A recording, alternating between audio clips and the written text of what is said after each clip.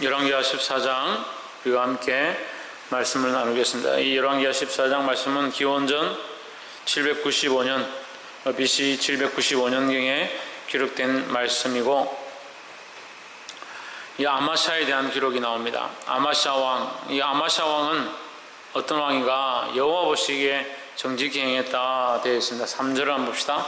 아마샤가 여호와 보시기에 정직히 행하였으나 했습니다. 정직히 행하였다.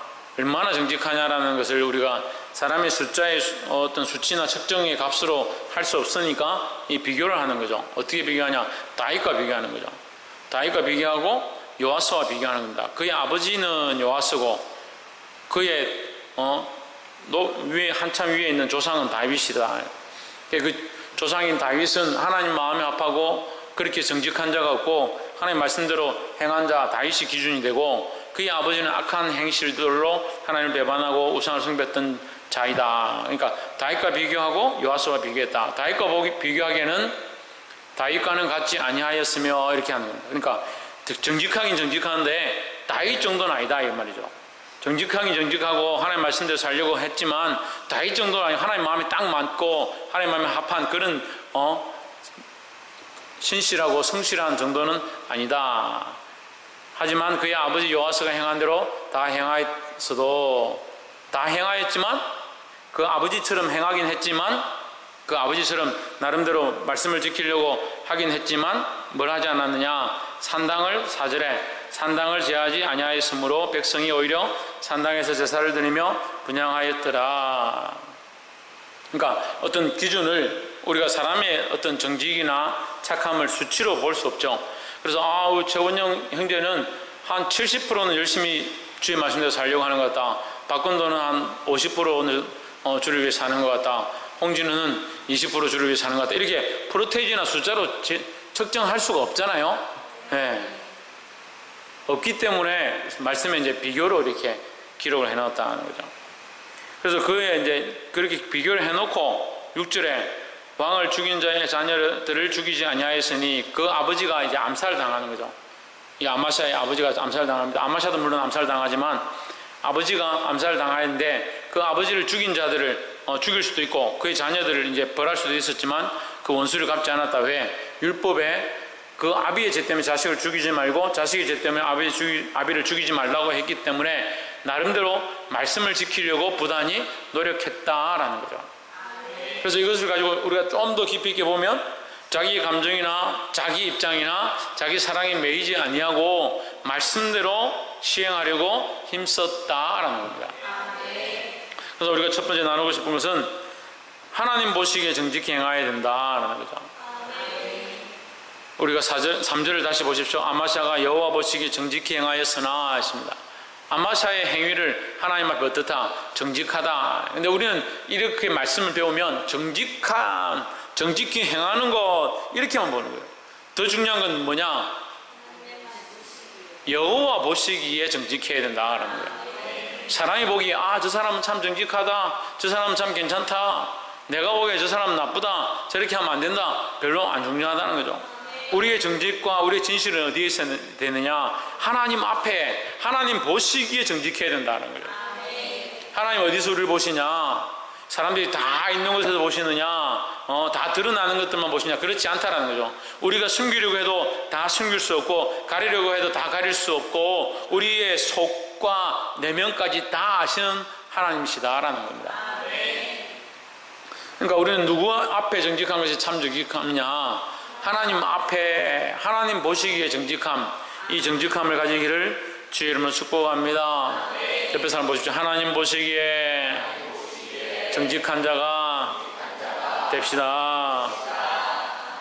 할렐루야.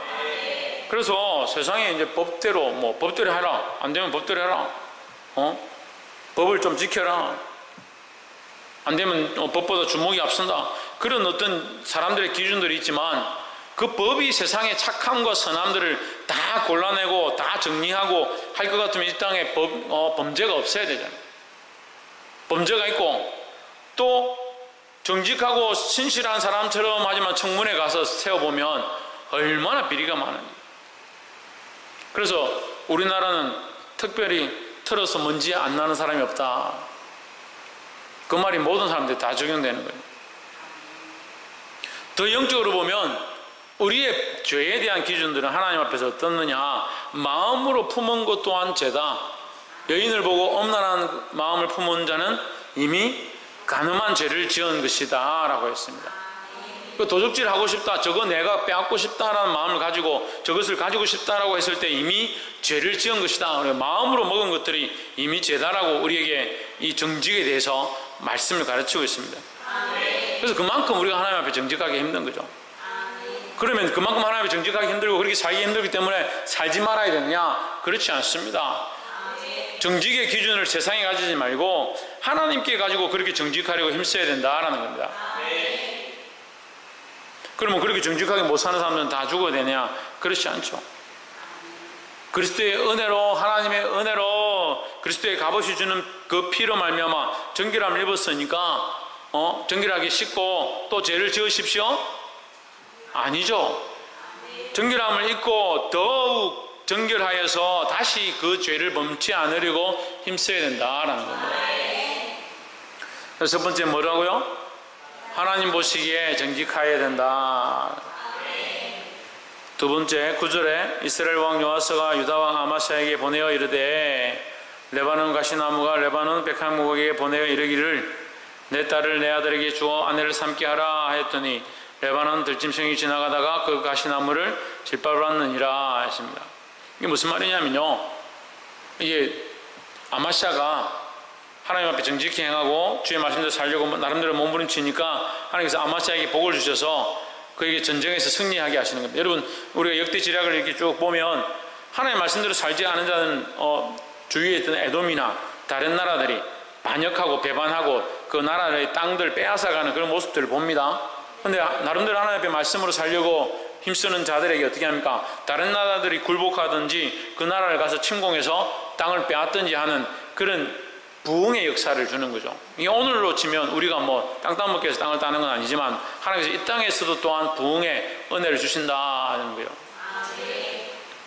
그런 어떤 영적인 의미로 땅을 얻었습니다. 얻었으면 아마스야가 하나님 앞에 감사하고 더 하나님의 나라를 위해서 이 성을 건축한다든지 산당을 없앤다든지 이런 데 힘써야 될 건데, 아마스야가 조금 부강해지고 전쟁에 이기니까 어떻게 하냐, 같은 동족 나라인 북이스라엘, 이 아마스야는 남유다죠. 북이스라엘 왕조에 가서 나하고 대면해서 보자. 8절에 보십시오. 아마스야가 예후의 손자 요아스의 아들 이스라엘 왕 요아스에게 사자를 보내어 이르되 오라 우리가 서로 대면하자. 둘이서 대면해가 뭐합니까? 왕하고 왕이 대면해가 뭐합니까? 네 키가 크냐 내 키가 크냐 그거 봅니까? 그렇지 않죠. 이 대면한다는 것은 한번 붙어보자. 우리말로 하면 한번 전쟁해보자 이 말이에요. 선전포고를 한 거죠. 선전포고를 하니까 형제지간에 요아스의 입장에서 싸울 이유도 없고 왜 지금 전쟁을 하려고 하느냐. 그래서 9절 이 비유를 얘기하는 거예요. 9절을 보세요. 레바논 가시나무가 레바논 백향목에게 전가를 보내어 이르기를 내 딸을 내 아들에게 주 아내로 삼게 하라 하였더니 레바논 짐승이 지나가다가 그 가시나무를 짓밟았다. 너희가 짓밟힐 수 있다. 우리에게 짓밟힐 수 있으니까 까불지 마라 이 말이야. 이렇게 하지 마라. 우리에게 선전포고를 하고 싸우려고 시비를 걸지 말라. 이제 완곡한 표현으로 이렇게 설명을 하는 거예요. 그렇지만 어떻게 합니까? 아마스야가 계속 싸우겠다. 11절에 계속 싸우겠다 했다는 거죠. 10절 보십시오. 내가 에돔을 쳐서 파하였으므로 마음이 교만하였으니, 이제 이 얘기가 이제 위에서 나온 상황들을 제가 설명했던 그 내용이 여기 나오죠. 그러니까 이스라엘 유다가 하나님 주신 축복으로 에돔을 쳐서 파하고 땅을 회복했습니다. 회복했으면 더 주를 위해서 살고 더 경성하고 더 말씀대로 살려고 해야 되는데 싸워서 이겨보니까 이제 힘이 생겼다. 우리가 전쟁하면 이기는구나. 그렇게 생각해서 이스라엘과 싸우려고 했다는 거예요. 그래서 이 요아스가 뭐라고 합니까? 마음이 교만하였으니, 이제 교만하다는 거예요. 스스로 영광을 삼아 왕궁해냈지 왜 나와서 이렇게 설치냐. 우리말로 하면 그런 거예요. 그래서 우리가 이 말씀을 보고 뭘 깨달아야 되느냐, 교만한 모습들을 버려야 된다라는 거예요. 결국 이 전쟁으로 말미암아 아마샤는 패하게 된다는 겁니다. 전쟁의 지략을 어떻게 썼는지, 싸움을 어떻게 했는지, 무기를 어떻게 써서 이기고 지고의 문제가 아니라 하나님의 마음으로 하나님을 섬기고 하나님의 영광을 드러내는 것이 아니고 자기 잘남을 드러내다 보니까 결국 뭐가 됐다? 교만함이 되었다는 거예요. 세상에 많은 사람들은 교만하기를 좋아합니다. 지식이 많고 똑똑하면 교만하고 나서는 것을 좋아합니다. 하지만 우리는 항상 무엇을 힘써야 되냐? 겸손하기를 힘써야 된다. 그럼 어떻게 겸손할 거냐? 나를 자랑하는 게 아니라는 거예요. 나를 자랑하는 것이 아니라 나를 지으신 이를 자랑하는 겁니다. 그래서 나를 지으신 이는 우리 부모를 자랑할 수도 있고, 나를 가르친 스승을 자랑할 수도 있고, 목회자를 자랑할 수도 있고, 더 나아가서 누구를? 하나님을 자랑하는 거죠. 그렇게 하면 교만하지 않다는 거죠. 근데 이 원리를 잊어버리는 겁니다. 하나님께 영광 돌리고 하나님을 높이고 하나님을 찬양하는 원리를 잊어버리는 겁니다. 그럼 하나님 빼면 뭘 합니까? 사람을 자랑하고 사람을 높이고 사람을 드러낸다, 사람에게 영광 돌린다.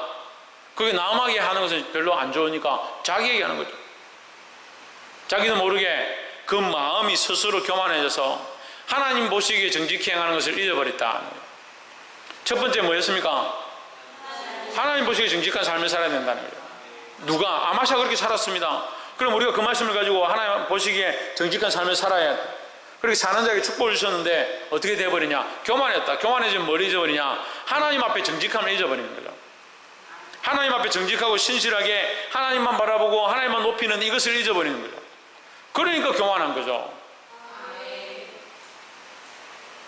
다시 설명하면 왜 교만하냐? 자기를 사랑하는 것, 자기를 높이고 자기를 존중하는 겁니다. 하나님 앞에 정직히 행하고 하나님을 바라보고 하나님을 높이던 그 사람이 자기를 사랑하고 자기를 높이고 자기를 존중하다 보니까 하나님께 돌릴 영광이 없고 하나님 앞에 정직한 삶을 살지 못한다는 거예요. 우리가 하나님 앞에 영광 돌리는 이 삶 자체가 뭐다? 하나님께 정직함이라는 거죠. 우리가 전쟁을 나가서 싸워서 이겼다. 누가 이기게 하셨냐? 하나님이 이기게 하셨다라고 하나님 앞에 돌려드릴 수 있어야 돼요. 내게 재물을 허락하셨다. 재물을 주셨으면 하나님의 은혜인 줄 알고 하나님께 돌릴 수 있는 그런 모습들이 있어야 된다는 거죠. 그게 어떠한 모습이다? 정직한 모습이다. 근데 스스로 내가 했다, 내가 다 이루었다, 내가 다 만들었고 내가 다 완성했고 내가 다 했다라고 하는 그것이 뭐냐? 교만함이라는 거죠. 교만은 패망의 선봉이고 넘어짐의 앞잡이다. 우리 아마샤는 결국 어떻게 됩니까? 이 전쟁 가운데 잡혀가서 포로로 끌려갑니다. 그 요아스가 보면 좀 인간적인 것 같아요. 끌고 가가지고 이제 포로가 됐지만 요아스가 그래도 왕을 죽일 수는 없다. 이렇게 아마샤를 돌려보냅니다. 돌려보내서 남은 왕권을 시행하게 하지만 결국 아마샤도 어떻게 되냐? 죽임을 당하죠. 그 아버지하고 똑같이 죽임을 당합니다. 19절에 예루살렘에서 무리가 저를 모반한 고로 저가 라게스로 도망하였더니 모반한 무리가 사람을 라게스로 따라보내어 저를 거기서 죽이게 하고 20절 그 시체를 말에 실어다가 예루살렘에서 그 열조와 함께 다윗성에 장사하니라 했습니다. 그걸 죽였다는 거예요. 죽임을 당했다는 거예요. 암살당했다는 암살. 그러니까 결국 그가 교만하지 않고 계속 여호와 보시기에 정직히 행하는 삶을 살아갔으면 하나님께서 그로 복의 복을 더하게 하시는 은혜를 주셨을 거라는 거죠. 그래서 첫 번째, 여호와 보시기에 정직한 삶을 살아야 된다. 두 번째, 교만한 모습을 버려야 된다는 거예요. 그래서 교만하는 것은 하나님 앞에서든 사람 앞에서든 이 세상에서든 쓸데가 없다는 거죠. 왜 자꾸 교만하냐?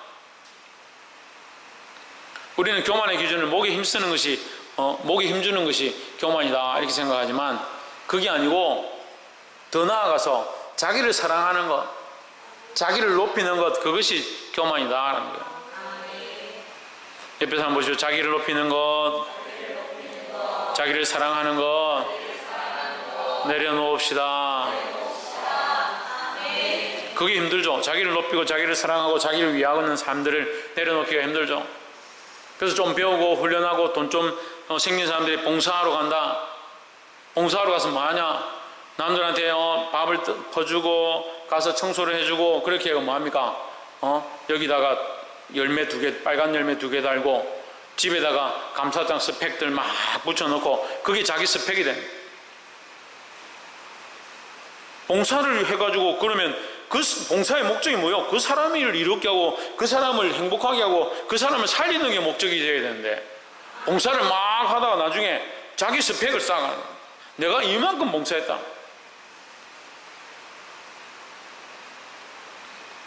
어떤 사람 유니세프에 돈 얼마씩 넣으면서 저한테 한 잔 먹으면 저한테 찾아와가지고 목사님 내가 한 달에 10,000원씩 내가 유니세프에 넣고 있다고 꼬박꼬박 넣고 있다고.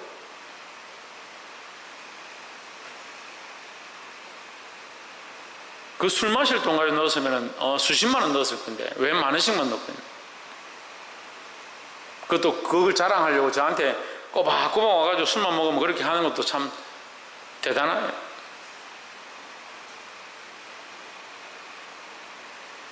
결국 왜 하는 거예요? 자기 자랑하려고. 자기가 그거 하고 있다 자랑하려고 하는 거예요.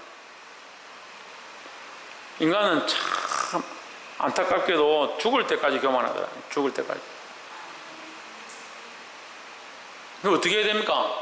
이 교만함을 버리도록 힘써야 되는 거예요. 남자들요, 저 병원에 가보세요. 더러운 누부가 다 죽어가 숨이 끌떡끌떡 해도 자기 젊을 때 뭐 했고 나는 그래도 내가 소시적에 한번 날렸다 그런 얘기들 막 자랑합니다. 왜 그럴까요? 교만해서 그렇습니다. 사모님 왜 그렇다고요? 자기를 사랑해서 그렇죠. 교만해서 자기를 사랑해서 뭘 내려놓자 했습니까? 민준이 뭘 내려놓자 그래서 자기를 사랑하는 거. 민준이 목소리 좋네. 25절 이스라엘 하나님 여호와께서 그종 가드 헤벨 아미떼의 아들 선지자 요나로 하신 말씀과 같이 여기 지금 요나가 나오죠? 예, 이게 BC 790년경이라 했죠? 이게 우리가 알고 있는 요나와 같은 요나가 맞습니다. 그 요나를 통해서 하신 말씀과 같이 여로보암이 이스라엘 지경을 회복하되 하마더기에서부터 아라바 바다까지 하였으니 26절 이는 여호와께서 이스라엘의 고난이 심하여 매인자도 없고 여인자도 없고 이스라엘 도울 자도 없음을 보셨고 이스라엘이 이게 무슨 말이냐면 이스라엘 나라가 너무 힘들고 다른 나라들의 핍박과 침공과 이런 걸 당해서 너무 힘든 상황 가운데 있는데 아무도 이스라엘을 도울 자가 없었다. 그래서 아무도 도울 자가 없으니까 누가 도와야겠습니까? 하나님께서 도와주셨다. 27절에 여호와께서 또 이스라엘의 이름을 도말하여 천하에 없이 하겠다고 아니하셨으므로 요아스의 아들 여로보암의 손으로 구원하심이었더라 했습니다. 그러니까 이걸 다시 말하면 이스라엘이 하나님 떠나고 말씀을 듣지 아니하고 산당에 자꾸 가고 바알을 섬기고 우상을 섬기니까 내가 완전히 도말해버리겠다 그렇게 하지 않았다는 거죠. 도말하진 않고 심판하겠다, 정신을 차리게 하겠다, 돌아오게 하겠다 그러고 하셨지만 도말하지는 않겠다는 거죠. 그러니까 천하에서 없이 하겠다라고 아니하셨으므로 그리고 없이 하지는 않았다. 없이 하지 않게 하기 위해서 누구를 보냈느냐? 여로보암으로 구원하게 하셨다. 이 도울 자가 없으니까 다른 누구를 통해서 도울 자가 없으니까 스스로 그 나라에서 그 왕을 세워서 그 왕으로 이스라엘이 망하지 않도록 긍휼을 베푸셨다라는 거죠. 그래서 우리가 이 말씀을 보면 여로보암이 그 나라의 구세주고 구원자처럼 보이지만 실제로는 누가 구원자다? 하나님이 그 나라의 구원자이시다라는 거예요. 그래서 우리가 하나님은 끝까지 긍휼과 자비를 베푸시는 분이시다라는 거예요. 그걸 알 수 있잖아요. 하나님은 끝까지 자비와 긍휼을 베푸시고 이스라엘은 계속 범죄하고 하나님 치시고 망하게 해야 되지만 그들을 멸망시키지 않기로 하셨기 때문에 그들 끝에는 구원하신다라는 것을 알 수 있죠. 그래서 우리도 또한 이걸 알기 때문에 하나님 우리를 버리지 않으시겠구나, 우리를 구원하시겠구나. 그래서 계속 마음대로 살고 죄를 자꾸 짓고 자기를 계속 사랑하고 계속 교만하고 그렇게 살아야 되느냐? 그게 아니라는 거죠. 그래서 이 이스라엘의 백성과 같이 범죄하고 죄로 뒤로 물러가는 자가 아니라 하나님의 긍휼과 자비하심을 알고 돌이키시기를 주 이름으로 축원합니다. 하나님 우리를 향해서 뭘 베푸신다? 예, 자비와 긍휼을 베푸신다. 아멘은 잘하는데 질문하면 대답을 못하노. 지훈아, 첫 번째 뭐라고?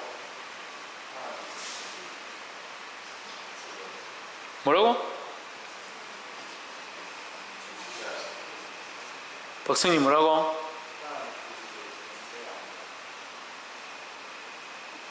홍진우 뭐라고? 뭐라노? 두 번째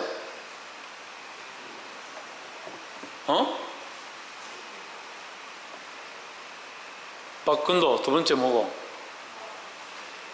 그래, 교만하지 말아야 된다. 유혜리 세 번째 뭐고?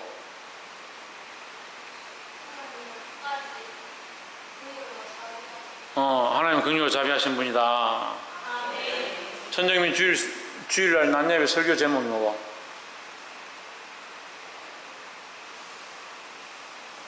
신희경 주일 낮예배 설교 제목이 뭐고?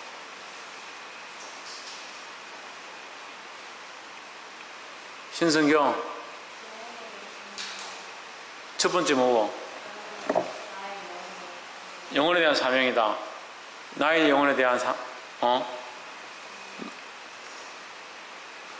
내 영혼을 사랑해야 되고, 최원영 두 번째는 첫 번째는 뭐고? 박창조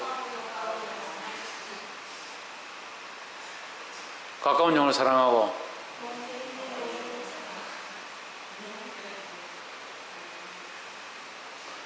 영혼을 사랑하라고, 영혼을 사랑해야 된다고 내가 100번은 더 얘기했는데, 주일 설교 뭔 얘기했냐 하니까 사모님도 기억을 못하고, 참 그건 대단해요.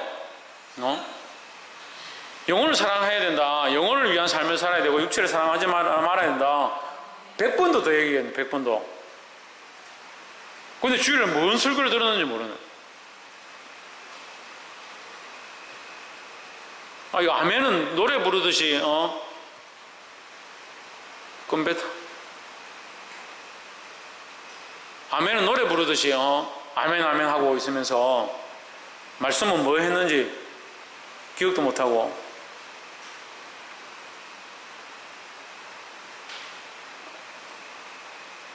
첫 번째 뭐라고? 하나님 보시기에 정직히 행해야 되고, 두 번째 교만을 버려야 된다. 교만한 마음을 버려야 된다. 세 번째 하나님 끝까지 긍휼과 자비를 베푸신다. 그러니까 교만해야 되겠죠? 그러니까 정직하게 행할 필요가 없겠죠? 이거 아멘 해야지. 와 100번도 넘게 한 말은 계속 아멘하고 기억도 못하고, 영혼을 사랑해야 된다고 이번 여름 행사하려면 영혼을 사랑하고 영혼들 위해서 희생하는 마음을 가지고 영혼을 살리겠다는 각오를 해라고 그만큼 얘기했는데, 주일 설교 뭐 했는지도 기억 못하고.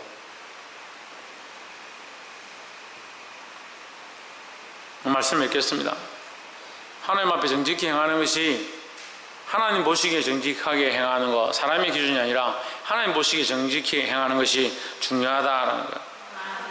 교만하면 넘어짐이 앞잡이다. 교만하지 말아야 된다는 거예요. 이 교만하면 정직히 행하는 것과 연결되어 있습니다. 자기를 사랑하고 자기를 위해 살아가는 이 삶이 결국 정직한 삶이 아니다라는 거죠. 그게 하나님 보시기에 정직하지 않은 삶이라는 거예요. 마지막으로 하나님 끝까지 우리에게 긍휼과 자비하심을 베풀고 계시다라는 거예요. 끝까지 긍휼과 자비하심을 베풀고 계시다는 말은 뭐예요? 우리가 죄를 지어도 하나님 앞에 다시 회개하고 돌아오면 된다는 거죠. 근데 돌아오지를 않는다. 회개하지를 않는다. 돌이키지를 않는다. 정결케 하지를 않는다. 그게 문제라는 거예요. 이 하나님 앞에, 이 긍휼과 자비하심 많으신 하나님 앞에 정직함으로 돌아와서 교만함을 버리고 하나님 앞에 온전히 영광 돌리기를 주의 이름으로 축복합니다. 기도하겠습니다.